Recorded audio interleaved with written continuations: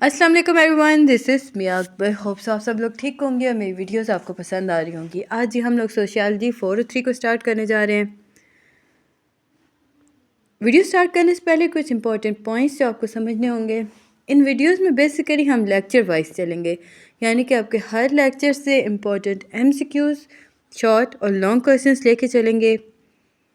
अब ये वो क्वेश्चंस MCQs होंगे जो आपके पेपर में आ चुके हैं या आ सकते हैं। हमने हर उस चीज़ को फोकस किया है। उम्मीद है कि आपको हर चीज़ क्लियर हो जाएगी और मेरी वीडियोस देखने के बाद आपको किसी और हेल्पिंग मटीरियल की ज़रूरत नहीं रहेगी। तो चलिए जी अपनी वीडियो करते हैं स्टार्ट। सबसे पहले हमारे पास आता है लेक्चर 1 के अंदर जो MCQs, that is gender studies mainly focus on. Gender study जो होता है ये मेनली फोकस करता है social and culture impact of gender. इस तरह इसका करेक्ट आंसर होगा ऑप्शन सी। अब जब मैं बात करती हूँ सोशल और कल्चर इम्पैक्ट ऑफ जेंडर को, तो हम देखते हैं कि जेंडर स्टडीज़ जो होता है ये एक्सप्लोर करता है कि कैसे कोई जेंडर सोशल ट्रीटमेंट लेता है, एजुकेशन पे किस तरह उस पर इफ़ेक्ट हो रहा होता है, हेल्थ, इकॉनमी और वो रिसोर्स को किस तरह असेस कर सकता है। सेकेंड MCQ जो आपके पास आता है कि sex is consider a fill in the blank status, तो ये आपके पास आता है एस्क्रिप्ट। एस्क्रिप्ट क्यों है? बिकॉज ये फिक्स्ड होता है, ये आपका बेस्ड होता है बायोलॉजिकल करेक्टरिस्टिक्स पर और ये बाय बर्थ होता है। जेंडर इज, इसका करेक्ट ऑप्शन होगा fluid and socially constructed. Gender जो है ये एक जेंडर जो है वो लर्न करता है, अचीव करता है, ख़ुद को शेप करता है सोशली कॉन्टेक्स्ट के अकॉर्डिंग। सो हमने कहा कि ये सोशली कंस्ट्रक्टेड होता है जेंडर। नेक्स्ट MCQ आपके पास आता है विच movement demanded inclusion of women studies in curriculum. अब यहाँ क्वेश्चन था कि वो कौन सी मूवमेंट है जो कि डिमांड के जिसकी वजह से या जिसमें कहा गया था कि औरतों के बारे में भी पढ़ाया जाए करिकुलम के अंदर। तो इस मूवमेंट को कहते हैं फेमिनिस्ट मूवमेंट।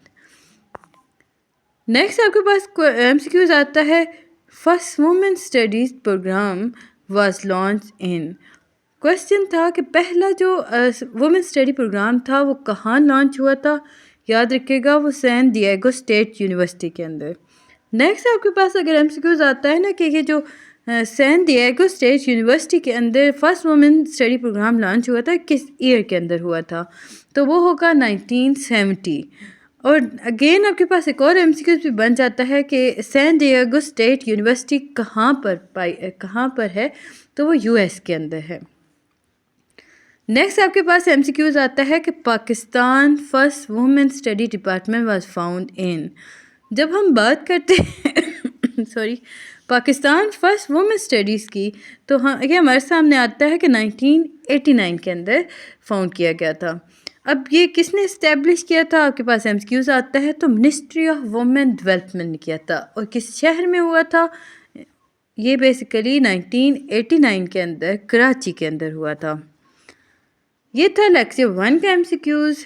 जल्दी से लेक्चर 2 को भी जाके देखते हैं क्योंकि इस एक वीडियो में हम लेक्चर 1 से 5 तक कवर करेंगे। Macro sociology focus on. Macro sociology जो है ये बेसिकली फोकस करती है लार्ज स्केल सोशल सिस्टम पर। देखिए मैक्रो कहा गया ना आपके लिए ट्रिकी, मतलब आपके लिए एक मैं ट्रिक बता दूं। मैक्रो कहा गया फ़ौरन से आपके दिमाग में आना चाहिए लार्ज, यानी बड़े के बारे में बात की गई है। सो इसमें स्मॉल ग्रुप इंस्ट्रैक्शन नहीं आ सकते, पर्सनल साइकोलॉजी नहीं आ सकती, इंडिविजुअल फीलिंग नहीं आ सकती, क्योंकि ये छोटी छोटी चीज़ें हैं। जैसे ही आप कहते हो कि लार्ज स्केल सोशल सिस्टम, फ़ौरन से आ जाता है कि मैक्रो सोशियोलॉजी। इसमें होता क्या है कि ये डील करता है इंस्टीट्यूशंस को, लाइक एजुकेशन हो गया, पॉलिटिक्स हो गई, इकॉनमी हो गया, और बड़े लेवल पे कर रहा होता है।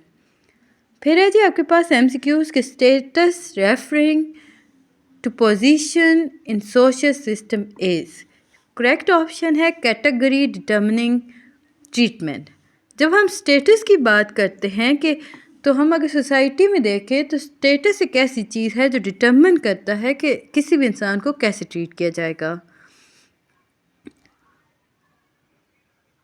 Mails and females status fall under. अब कहा क्या कि मेल्स और फीमेल का जो स्टेटस है वो किस कैटेगरी में आता है वो आता है एस्क्रिप्ट स्टेटस के ऊपर।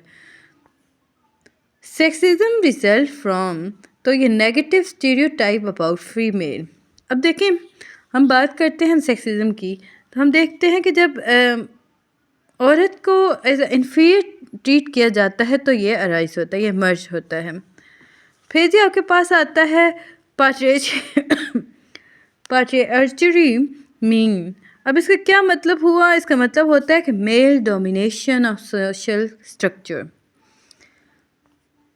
नेक्स्ट आपके पास आता है रोल कॉन्फ्लिक्ट अराइजेज व्हेन। तो रोल की अगर हम बात करते हैं तो ये ओवरलैप करता है, क्लैश करता है। कॉन्फ्लिक्ट की हम बात कर रहे हैं ना, जब हम रोल की कॉन्फ्लिक्ट की बात करते हैं तो इसका मतलब ये हुआ कि किसी भी अगर चीज़ की कॉन्फ्लिक्ट की बात की जाए ना, तो इसका मतलब ये होता है कि वो ओवरलैप करता है, देन क्रैश हो जाता है।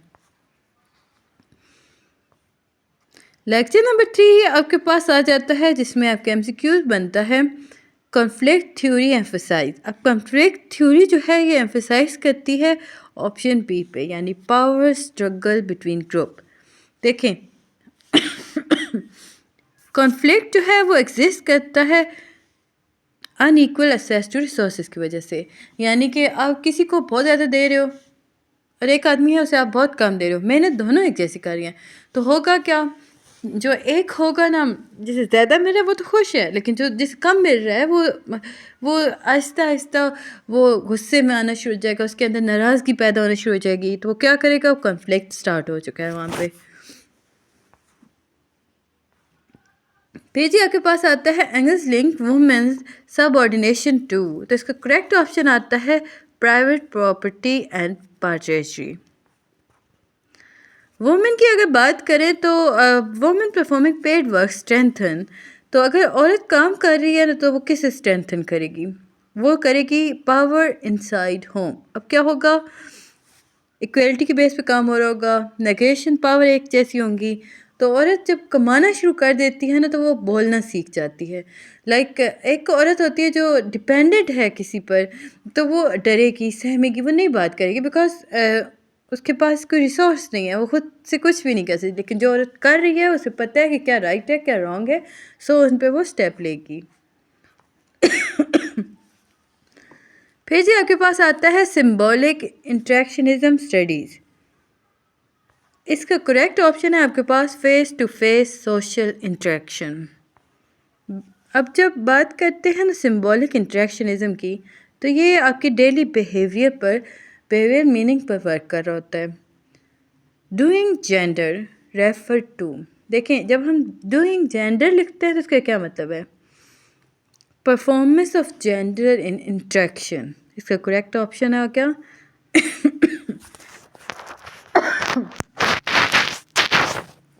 जेंडर जो है वो अकम्प्लिश करता है सोशल बिहेवियर के according. And point fallacy explain. अब इसमें अगर हम देखें तो हमारे सामने आता है correct option C, norms are continuously negotiated. Next lecture है 4, 19 से 24 तक हम जाएंगे लेक्चर 4 में। सबसे पहले आपके एमसीक्यूज लेक्चर 4 से बनता है जेंडर रोल्स मीन। जेंडर के रोल का मतलब क्या हुआ? वो expected behaviour as per gender, यानी कि सोसाइटी डिफाइन करती है role of each gender. Gender जो है वो जेंडर की आइडेंटिटी रेफर करता है personal sense of being male and female. अब देखिए, आपके पास क्वेश्चन था कि gender identity refer to. Correct option था personal sense of being male और फीमेल। इसकी एक्सप्लेनेशन ये थी कि सेल्फ परसेप्शन होता है जेंडर का, that is irrespective of biology. Gender stereotype के अंदर अगर हम देखें तो इसका आपके पास आएगा कि लिमिट एबिलिटीज़ एंड अपॉर्चुनिटीज़। कहा यह क्या कि जो जेंडर स्टीरियोटाइप होता है बेसिकली इसके अंदर आप जस्टिफाई करते हो बायस और प्री जस्टिस को। अब इसमें कहा यह जाता है, एक फॉर एग्जांपल कहा जाता है कि मैथ एक ऐसा सब्जेक्ट है जो लड़कों का है, लड़के उसमें अच्छे होते हैं और लड़कियां नहीं पढ़ सकती। सेम इसी तरह अब गाड़ी की बात करो या किसी भी ऐसे काम की जिसमें बहुत सारे ऐसे काम होते हैं जिनमें कहा जाता है कि ये लड़कों के लड़कियों के लिए। सो ये स्टीरियोटाइप था। फिर जी आपके पास आता है gender equity focus on. Gender की इक्विटी की अगर हम बात करते हैं तो ये फोकस करता है फेयरनेस अकॉर्डिंग टू नीड। फिर जी आपके पास आता है जेंडर इक्वेलिटी मीन। अभी हमने बात की जेंडर इक्विटी मीन, उसमें हमने बात की फेयरनेस अकॉर्डिंग टू नीड की। जेंडर इक्वेलिटी मीन, इसका करेक्ट ऑप्शन है rights not depend on biological sex, यानी कि इक्वल अपॉर्चुनिटीज़ होनी चाहिए, वैल्यूज़ बहुत जेंडर को सेम दी जानी चाहिए। जेंडर डिस्क्रिमिनेशन, अब जेंडर डिस्क्रिमिनेशन क्या है? ये रिस्ट्रिक्शन है जो कि बेस्ड होती हैं सेक्स पर। लाइक कहा जाता है कि वुमेंस राइट के बारे में बात की जा रही होती है। बहुत सारे ऐसे काम जो औरतों से यूँ कर लें कि लिंक कर दिए जाते हैं, कुछ काम होते हैं जो मर्दों से लिंक कर दिए जाते हैं। सो इसे हम कहते हैं कि जेंडर डिस्क्रिमिनेशन है। Lecture number 5, feminism mainly aim at, इसका करेक्ट ऑप्शन है equal right and legal protection for women. देखिए फेमिनिज्म जो है वो बेसिकली फ़ाइट करती है इक्वलिटी ऑटोनॉमी के ऊपर। लाइक वो कहती है कि औरतों को बराबर हकूक़ मिलने चाहिए। First wave feminism focus on, अब जब शुरुआत में फेमिनिज्म स्टार्ट हुआ था ना, उसने किस पे फोकस किया था? औरतों के सफ़रेज पर, लाइक वोटिंग राइट। उन्होंने कहा था कि पॉलिटिकल राइट और सफ़रेज होना चाहिए औरतों के पास, औरतों को हक दें वोट करने का। सेकंड, ये फर्स्ट वेव थी, याद रखिएगा। सेकंड वेव के अंदर हम देखें ना, एक स्लोगन सामने आता है पर्सनल इज़ पॉलिटिकल। इसका क्या मतलब है? देखें, इसका करेक्ट आंसर आता है private issues reflect power structure, यानी कि आपके पर्सनल एक्सपीरियंस रिवील करते हैं सिस्टमिक सेक्सिज्म को। थर्ड वेव जो थी उसमें इमर्ज किया गया था address failure of second phase. अब ये जो सेकंड वेव थी ना, ये इसमें बहुत सारे फेलियर्स थे, ये यानी कि नाकाम हो गई थी। फर्स्ट वेव तो कामयाब हुई, औरतों को वोटिंग राइट्स मिल गए। सेकंड वेव जो इसमें पर्सनल इज पॉलिटिकल कहा गया, यानी कहा यह गया जो पर्सनल एक्सपीरियंस होते हैं वो रिवील करते हैं आपके सिस्टमिक सेक्सिज्म को। थर्ड वेव आई उस सेकंड वेव की, लाइक आप कह सकते हो कि उसे एड्रेस करने के लिए उसके जितने फेलियर्स थे उन्हें एड्रेस किया गया, उन्हें क्लियरिफाई किया गया। नेक्स्ट आपके पास आता है जे.एस. मिल बुक सपोर्टिंग फेमिनिज्म। तो इसका करेक्ट ऑप्शन आता है द सब्जेक्शन ऑफ वुमेन। इसमें उसने बात की थी equality in education and citizenship के बारे में। याद रखिएगा कि जे.एस. मिल्स बुक है। Pakistani women receive right to vote in, अब कहा कि क्या कि पाकिस्तान की औरत को हक के वोट कब मिला था, यानी वोटिंग राइट टू वोट कब मिला था? तो ये था 1947 के अंदर, यानी कि शुरुआत ही में से औरतों को वोट करने का हक दे दिया गया था। अब जी हम आ जाते हैं लेक्चर वाइज शॉर्ट और लॉन्ग क्वेश्चन। उम्मीद है कि आपको ये सारी चीज़ें समझ और पसंद आ रही होंगी। काइंडली मेरे चैनल को लाइक और सब्सक्राइब ज़रूर कीजिएगा। वीडियो पसंद आती है तो कमेंट करें, नहीं समझ आती तो भी बता दें। थंब को भी यूँ किया करें, प्रेस कर दिया करें ताकि मुझे पता चलता रहे कि कितनों को लाइक हुआ है, कितने डिसलाइक कर रहे हैं। शुरू करते हैं लेक्चर 1 का short question. Define gender study. Gender study है क्या? जेंडर स्टडी बेसिकली एग्जामिन करती है कि कैसे जेंडर इन्फ्लुएंस होता है किसी भी इंडिविजुअल स्टेटस पर सोसाइटी के अंदर। लाइक उसमें कहा यह जाता है कि जेंडर किस तरह असेस करता है education, health, economy, power distribution. ये अकॉर्डिंग टू जेंडर होता है और इस बारे में बात की जाती है जेंडर स्टडीज़ के अंदर। Differentiate between sex and gender. अब सेक्स क्या है? ये बायोलॉजिकल डिफरेंस है, इसमें क्रोमोसोम्स आ जाते हैं, हार्मोन्स आ जाते हैं, फिक्स कैटेगरी होती है। जेंडर क्या है? ये सोशली लर्न ट्रेट है, इसमें आप कहते हो फिर आइडेंटिटी होती है। देन आप देखते हो कि क्वेश्चन आता है कि mention the year and place where the first women studies program was approach. अब देखिए मैंने आपको एमसीक्यूज बताया था ना, उसमें था ना अप्रूव कब हुआ था? 1970 के अंदर। कहाँ हुआ था? सैन डिएगो स्टेट यूनिवर्सिटी, और वहाँ पे ऑप्शन में हमने लिखा था यूएस। यहाँ पे हमें कंप्लीट बता दिया गया कि ये यूनिवर्सिटी यूएसए के अंदर है।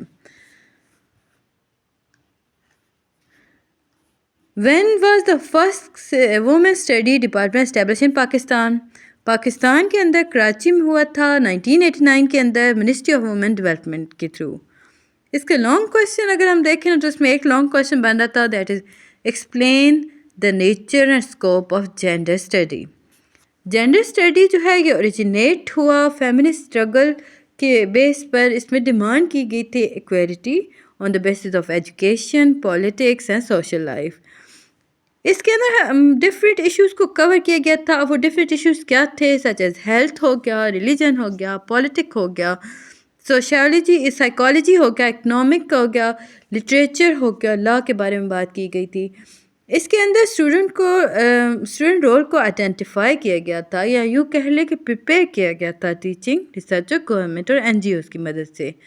इसमें अनइक्वल जेंडर ट्रीटमेंट को आइडेंटिफाई किया गया था और लोगों को नॉलेज प्रोवाइड की गई थी ओवर डिस्क्रिमिनेशन। तो ये था जी लेक्चर नंबर 1। जल्दी से हम लेक्चर नंबर 2 को भी देख लेते हैं। लेक्चर नंबर 2 की शॉर्ट एंड लॉन्ग क्वेश्चन जो हैं वो क्या हैं। फर्स्ट क्वेश्चन है कि व्हाट इज स्टेटस। स्टेटस है क्या? स्टेटस बेसिकली एक ऐसी पोजीशन है जो कि सोशल सिस्टम में पाई जाती है, जिससे डिफाइन होता है कि किस तरह किसी भी इंसान को ट्रीट किया जाता है सोसाइटी के ऊपर। Status is a position in social system that define how a person will be treated in society. Next आपके पास आता है define sexism. Sexism is basically एक बिलीफ है जिसके अंदर वुमेन या फीमेल स्टेटस को इन्फीरियर समझा जाता है और जिसमें जस्टिफाई किया जाता है डिस्क्रिमिनेशन को। फिर जो आपके पास आता है पार्टी आर्चरी क्या है। ये एक मेल डोमिनेट सोशल सिस्टम है जिसमें पावर और प्रिविलेज जो होती है वो कंसंट्रेटेड की जाती है मैन की तरफ। लॉन्ग क्वेश्चन इसमें आपका बना था कि discuss the basic concept of sociology related to gender.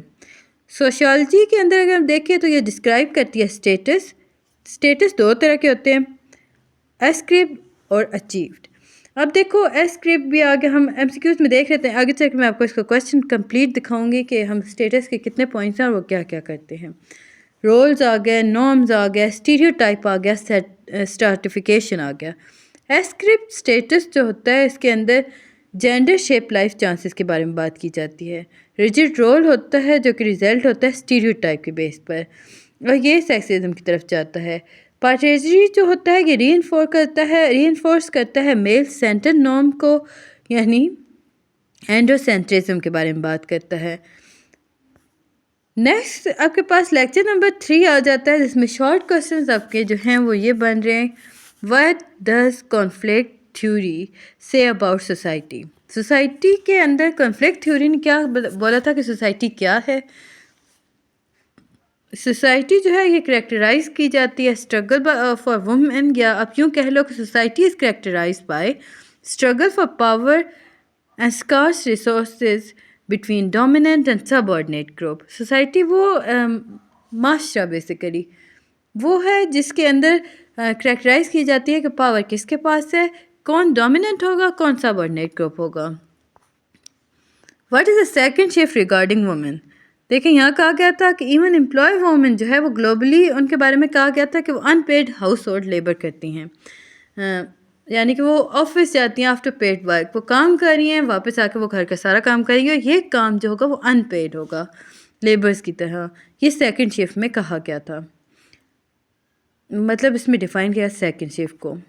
फिर जो आपके पास आता है डिफ़ाइन सिंबॉलिक इंट्रैक्शनिज्म। ये एक माइक्रो पर्सपेक्टिव है जिसके अंदर एक्सप्लेन किया जाता है कि जेंडर जो है उसके मीनिंग क्या है लोगों के नज़दीक।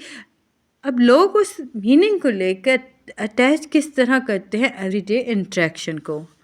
इसमें लॉन्ग क्वेश्चन आपके पास जो बनता था वो ये था कि compare functionalist and conflict perspective on gender roles.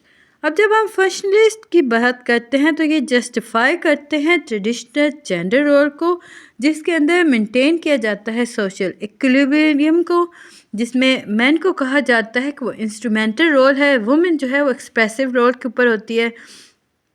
However अब ये जो रीइंफोर्समेंट है ना, रीइंफोर्सेस हैं जो पैचेट्री और डीवैल्यू कर होता है वुमेन्स लेबर को। कॉन्फ्लिक्ट थ्योरी जो थी उसमें बात की गई थी कि जो जेंडर है वो इनइक्वलिटी के बारे में बात करता है, जिसके अंदर अगर हम इसकी रूट देखें तो वो पावर इम्बैलेंस की बेस पे बन रहे होते हैं। सो जब हम औरतों की बात करते हैं तो वो इकोनॉमिक पावर जब गेन कर लेती हैं तो मोर एग्लिटेरियन उनका रिलेशन हो जाता है। लेक्चर नंबर 4 आपके पास आता है define gender identity. Gender identity के बारे में अगर हम देखें तो एक पर्सनल इंटरनल सेंस होती है बीइंग मेल फीमेल बोथ और neither. It is self identify may not match biological sex. What is gender stereotype? Next question है, इसमें हम देखते हैं तो arbitrary assumption assigning fix trait and role to male and female. इसमें होता क्या है कि वो लिमिट कर देते हैं एबिलिटीज़ को अपॉर्चुनिटीज़ को। Differentiate between gender equity and equality. Equality की अगर बात की जाए तो उसमें इक्वल होता है, सेम राइट और अपॉर्चुनिटीज़ प्रोवाइड की जाती है। इक्विटी क्या है? ये फेयरनेस के बारे में बात करता है, according to need for both equal outcomes. Long question इसमें देखा जाए तो discuss gender equality as a goal and the role of equity in achieving it. अब देखें, जेंडर इक्वलिटी जो है कि बेसिकली इंश्योर करता है राइट्स को, रिस्पॉन्सिबिलिटीज़ को, जो कि बायोलॉजिकल सेक्स के बेस नहीं कर रहे होते। इक्विटी बेसिकली इनेबल करता है, आपको प्रोवाइड करता है फेयरनेस, सपोर्ट प्रोवाइड कर रहा होता है, अपॉर्चुनिटीज़ दे रहा होता है आपकी जो नीड है उसे फुलफ़िल करने के लिए। इक्वालिटी के अंदर अगर हम देखें ये कभी भी अचीव नहीं होता विदाउट इक्विटी, ये दोनों साथ साथ चलते हैं। लेक्चर नंबर 5 है आपके पास, व्हाट इज़ फेमिनिज्म। उम्मीद है कि आपको हर चीज़ समझ आ रही होगी। जिन लोगों ने मुझे अभी तक सब्सक्राइब नहीं किया ज़रूर कर लें और वीडियो को एंड तक देखा करें। अगर आप इसे फॉरवर्ड लगा देते हो या आप इसे म्यूट करके सुन लेते हो या डाउनलोड कर लेते हो तो इसे देखें आपको कोई फ़ायदा नहीं होना। म्यूट करोगे ना, बहुत सारी ऐसी बातें तो जो मैं लिख नहीं रही होती, मैं लेकर बता रही होती हूँ, आपको कॉन्सेप्ट क्लियर कर रही होती हूँ। सो इसे पूरा कंप्लीट तक सुना करें, छोड़ देंगे तो आपका अपना मसला होगा, आप पेपर में उस तरह परफॉर्म नहीं कर सकेंगे जैसे करना चाहिए था। फेमिनिज्म क्या है? ये एक पॉलिटिकल, इकोनॉमिक और सोशल मूवमेंट के बारे में बात करता है जिसके अंदर एलिमिनेट किया जाता है जेंडर डिस्क्रिमिनेशन को और इंश्योर किया जाता है इक्वल राइट फॉर वुमेन के बारे में बात की जाती है। मेजर एम क्या है फेमिनिस्ट के? इसमें राइट एंड एजुकेशन हो गया, पॉलिटिक्स हो गया, इकोनॉमिक इंडिपेंडेंस हो गई, एंडिंग वायलेंस हो गया, प्रमोटिंग इक्विटी हो गया। What is meant by 3 waves of feminism? अब वो 3 वेव्स क्या थी हम एमसीक्यूज में देख के आ चुके हैं। फर्स्ट वेव थी सफरेज, यानी कि इसमें कहा गया था कि वोटिंग राइट होना चाहिए। सेकंड वेव था लीगल और सोशल इक्वलिटी, जिसमें एक स्लोगन काफ़ी पर्सनल इज प्राइवेट था, वो आपका एक स्लोगन काफ़ी मशहूर हुआ था। और थर्ड वेव जो था वो डाइवर्सिटी आइडेंटिटी कर रहा था सेकंड वेव के फेलियर्स के बारे में। यही क्वेश्चन आपके पास आ गया डिटेल में। Describe the 3 wave of feminist movement. First wave याद रखिएगा ये 19th अर्ली 20th सेंचुरी में आई थी, यानी कि 19वीं सदी का इख्तिताम था और 20वीं सदी का आगाज़ था कि फ़र्स्ट वेव आई थी, जिसके अंदर लीगल राइट्स के बारे में बात की गई थी। और इसमें जो एक्टिविस्ट थे वो एलिज़ाबेथ कैडी स्टैंटन थे, जिन्होंने राइट टू वोट को अचीव किया था। सेकेंड वेव जो आती है वो 1960s से 80s के मिड में आती है। इसमें हम देखते हैं कि सोशल और इकोनॉमिक इक्वलिटी के बारे में बात की गई। इसमें स्लोगन जो था द पर्सनल इज़ पॉलिटिकल। अब ये जो लॉ था उसमें कहा गया था कि इक्वल पे एक्ट होना चाहिए।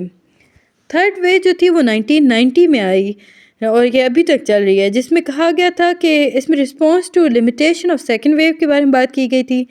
फोकस किया गया था डाइवर्सिटी को, रेस को, आइडेंटिटी को, ग्लोबल फेमिनिस्ट इश्यूज़ को। ये जो वेव्स हैं ये ट्रांसफॉर्म हुई वुमेन स्टेटस के वर्ल्ड वाइड, और ये पाकिस्तान के अंदर भी इन्होंने काफ़ी ज़्यादा अपने असरात दिखाए। उम्मीद है कि आपको हर चीज़ समझ और पसंद आ चुकी होगी। काइंडली मेरे चैनल को लाइक और सब्सक्राइब कर दीजिएगा।